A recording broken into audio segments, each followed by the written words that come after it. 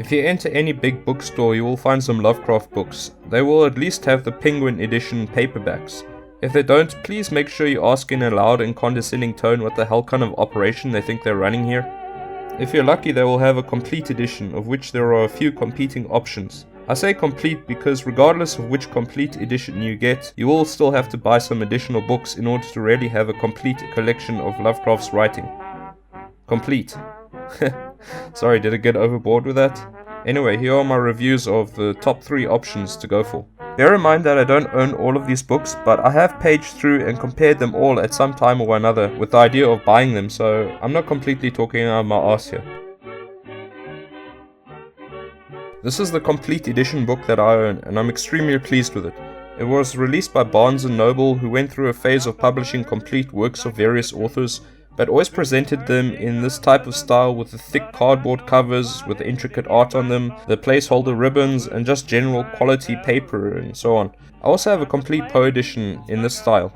I bought it at least 4 years ago, so now it's really banged up, and the glossy covering paper that was on the cover got ripped off, so if you buy a new copy, it will look a lot nicer.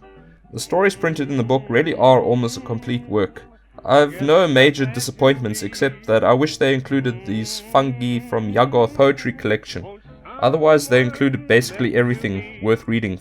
They did include his juvenilia, which is really an amazing inclusion since most people wouldn't care about them or even know that he was writing his stories before he even really reached puberty.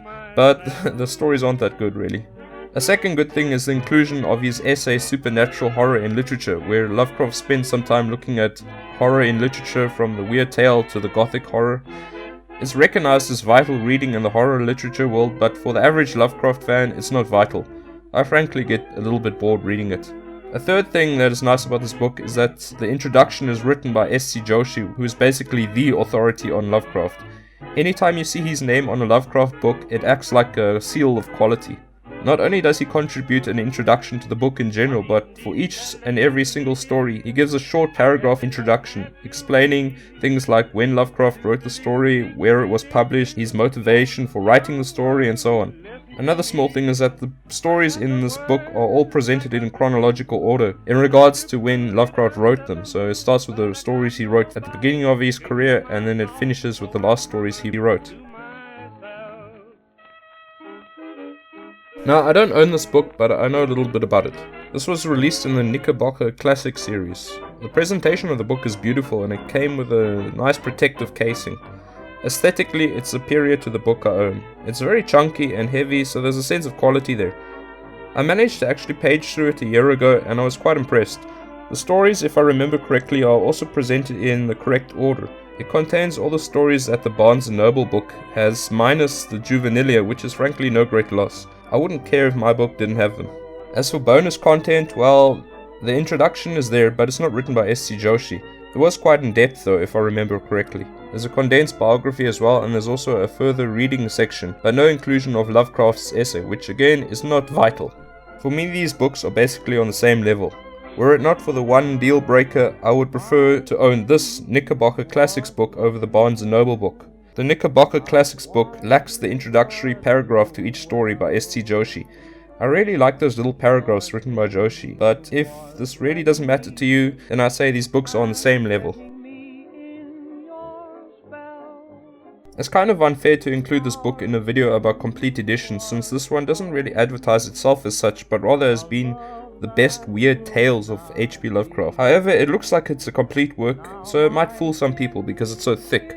For example, I know for a fact it excludes quite a few stories which I think are very good to read every now and then if you want to get a good grasp of the Lovecraft mythos. For example, it lacks Nyarlathotep, which is a great story.